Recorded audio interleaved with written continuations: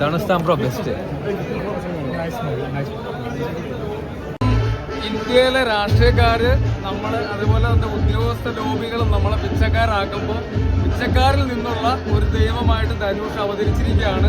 Cinema എത്രത്തോളം വിജയിക്കും എന്നുള്ള പ്രേക്ഷകരെല്ലാം പറയട്ടെ. എന്തായാലും ഒരു പിച്ചക്കാരുടെ ദൈവമായിട്ട് നമ്മളുടെ ധനുഷ് മാറിയിരിക്കുകയാണ്. എന്തായാലും അത് നല്ലൊരു കൺസെപ്റ്റ് ആയിരുന്നു. പക്ഷെ അത് കുറച്ച് അവതരിപ്പിച്ചതിന് കുറച്ച് പാളിച്ചകളൊക്കെ പറ്റിയിട്ടുണ്ട്. പക്ഷേ പിച്ചക്കാരുടെ ദൈവം, ഇവിടുത്തെ രാഷ്ട്രീയക്കാരുടെയും ഉദ്യോഗസ്ഥ ലോബി നമ്മളെ വീണ്ടും വീണ്ടും പിച്ചക്കാരാക്കുന്നു. അതിനെതിരെ ഒരു പിച്ചക്കാരൻ തന്നെ ദൈവമായിട്ട് അവതരിക്കുന്നു. ഇതാണ് സിനിമ. നല്ല സിനിമ കേട്ടോ, കുഴപ്പമില്ല, നന്നായിട്ട്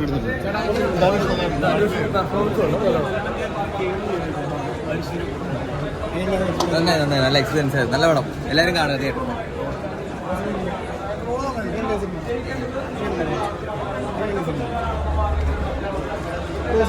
പടം കിടലായിരുന്നു. ധനുഷ് സാറിന്റെ പെർഫോമൻസ് ആണെങ്കിലും അതുപോലെ ശ്രീഹർ സാറിന്റെ ഡയറക്ഷൻ ആണെങ്കിലും അതുപോലെ ഇപ്പം എനിക്ക് ഏറ്റവും സന്തോഷം എന്ന് പറഞ്ഞാൽ അജിത്ത് എന്ന് പറഞ്ഞൊരു മലയാളി ധനുഷ് സാറിന്റെ ഒപ്പം സ്ക്രീനിൽ ഉണ്ടായിരുന്നു. എല്ലാം ഓവറോൾ തമിഴ് ചേട്ടൻ്റെ മ്യൂസിക്കൊക്കെ ആണെങ്കിൽ മൊത്തത്തിൽ അപ്പ് ചെയ്ത് വെച്ചിട്ടുണ്ട്. ഫസ്റ്റ് ഹാഫ് സെക്കൻഡ് ഹാഫ് പറയേണ്ട കാര്യം വിഷയം ഒക്കെ ഒരു പ്രധാന വിഷയം തന്നെ ഈ സിനിമ പറയുന്നുണ്ട്. Thank you. ഓക്കെ, നല്ല സിനിമ കേട്ടോ.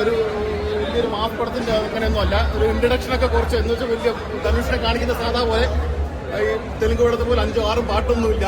നന്നായിട്ട് നല്ല കഥയായിരുന്നു, നന്നായിട്ടുണ്ട്. നല്ലൊരു മാസ സിനിമ കാണാൻ പറ്റിയ നല്ലൊരു പടം കേട്ടോ, കുഴപ്പമില്ല, നല്ല പടം. ധനുഷ് നല്ല പെർഫോമൻസ് ആണ് സിനിമയിൽ. ഈ ബേസിക്കലി ഇത്രയും വലിയ സൂപ്പർ താര പദവിയിലിരുന്നിട്ട് ധനുഷാണെങ്കിലും നാഗാർജുനാണെങ്കിലും അവരുടെ സൂപ്പർ ഇതൊക്കെ വിട്ടിട്ട് വളരെ സാധാരണക്കാരായിട്ടാണ് സിനിമയിൽ വന്നിരിക്കുന്നത്. അതുപോലെ തന്നെ രശ്മിക്കാണെങ്കിൽ സാധാരണ സിനിമയിൽ നമ്മൾ കാണുന്ന ഒരുപാട് ഐറ്റം നമ്പേഴ്സും അങ്ങനത്തെ ലാർജ് സ്കെയിൽ സീൻസൊന്നും അല്ല. നമ്മൾ തീർത്തും പ്രതീക്ഷിക്കാത്തൊരു കഥാപരിസരമാണ് ഈ സിനിമയ്ക്ക് വന്നത്. പ്രത്യേകിച്ച് സാധാരണക്കാരനായിട്ട് ധനുഷ് ഗംഭീരമായിട്ട് പെർഫോം ചെയ്തിട്ടുണ്ട്. സിനിമയിലെ ഒരു ഹൈലൈറ്റ് വന്നു തന്നെയാണ്. ഓക്കെ.